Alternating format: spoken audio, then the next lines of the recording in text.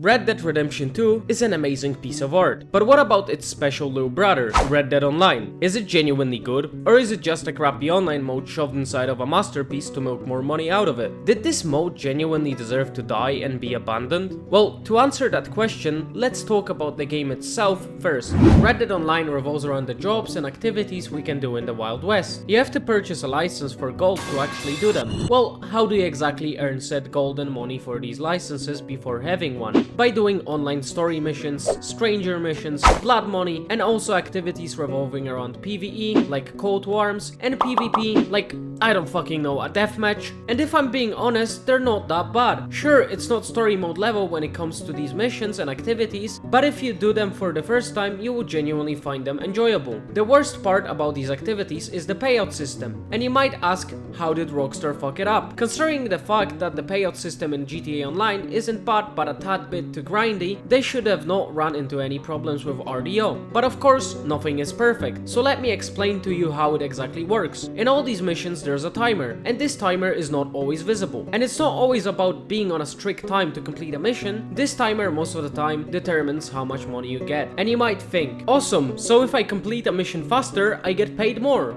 right? No, it's literally the reverse. If you spend more time on a mission, you get paid more, which in most cases ends up with you sitting in front of a screen watching some shit on the internet while waiting for the perfect time to end the mission. But okay, let's say you've went through the pain and suffering of earning gold and you got enough for a role. What roles are exactly there for you to buy? Before I start talking about the roles, let me tell you something. While you do stuff in all these roles, you gain tokens which you can exchange for cosmetics and tools related to the role in its little battle pass. You don't have to pay extra for these since you unlock them upon purchasing the role. The bounty hunter role lets us become a bounty hunter. Quite obvious, isn't it? Out of all these roles, this one is the best, especially when it comes to legendary bounties. All the legendary ones have a small story behind them, and it's really nice to listen to them to know who are we exactly catching. Loves himself just as much as his daddy clearly didn't. Out of all these roles, this one is the best in my opinion, but it's still fucked because of the mission timer mentioned before. The Moonshiner role lets us produce moonshine. You get your own brewery in which you can dance, play instruments and fuck around. You can also customize the brewery to make it look the way you want it to look, but with limited options. Since it's a brewery, it allows you to brew moonshine. To gain more money from the batch, you can add flavor to it by using different ingredients. Delivering said moonshine, fortunately, isn't affected by the timer. You just have to deliver it before the timer runs out with least damaged bottles as possible. The license also allows us to experience the story of Maggie Braithwaite, and again, if you do it for the first time, you're probably gonna enjoy it. The trader role lets you earn big buck by hunting animals and delivering them to crits. When the batch is ready, you can deliver it to the buyer. It's quite similar to the Moonshiner role. The most customization you will get is customizing your camp, and the camp doesn't exactly function like the one in the story mode. The collector role is just about fucking around the map and delivering sets of jewelry or other kinds of collectibles to a witch bitch. Many of these items spend months in the belly of a ship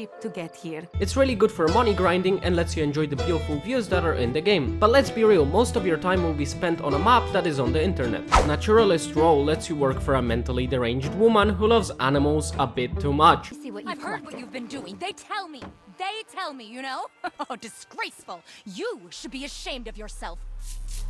Apart from letting us do legendary animal missions, which are okay, it lets us sedate animals in the free roam, and genuinely, it's fucking boring. I had to go to random farms to sedate their animals to gain the XP needed for that role. And why did I do this? Because it gave me cool outfits. Oh, and I mentioned blood money before. In blood money we can earn capitale that lets us do heists that revolve around the gems. And genuinely they're okay. It's nothing comparable to the heists that GTA has, nor is it to the heists that we do in the story mode. But before I start talking about why did it die, let me tell you about its current state. Mind you, I'm speaking from a PC player perspective, so it might not be the same as it is on consoles. And genuinely, it's not the best, considering the fact that the game didn't receive any new content in a long while. I couldn't find any PvP matches, but I was able to play Call to Arms using RDO's Discord server. It might have been a time problem since I looked for them early in the morning. The PC version is still plagued by the modders, although I didn't see them interfering with my gameplay and with the stuff I was doing. The current state of the game isn't the best. You can still find random glitches, but I'd say it's playable. So now that I mentioned the most important content in the game and its current state, let's discuss why did it die. Well, one of the things that contributed to its death was the payout system that I mentioned before. No one on this planet wants to spend more time to earn more money in a game. This predatory mechanic was put into the game to earn some cash from the microtransactions that let us purchase gold. The impatient little kids with their mommy's credit card are probably more willing to spend money if it saves a bit of time. Other than that, it was Rockstar's fault when it came to releasing new content. They took too many breaks and didn't add anything big. Like, the only heists we can perform in the game are the ones in Blood Money, and they're okay, but it would have been better if the game would include more heists. I'd love to rob a bank or a ferry, but of course it's not in the game. The pacing of said content was so horrible that during quarantine, veteran players didn't experience any new content. So did this game deserve to die? Personally, I don't think it deserved this fate. If Rockstar would put a bit more funding and work into the game, it could have been a solid competitor to their GTA Online, and they wouldn't even lose money since they own both of these titles. But of course, big corporations have to fuck up beautiful things. But what do you think? Do you think Red Dead Online deserved its death? Let me know down in the comments, and if you enjoyed this video, you can sub or leave a like. There's also a Discord in the description, so if you wanna get sneak peeks on the videos I'm making, you can join it. That being said,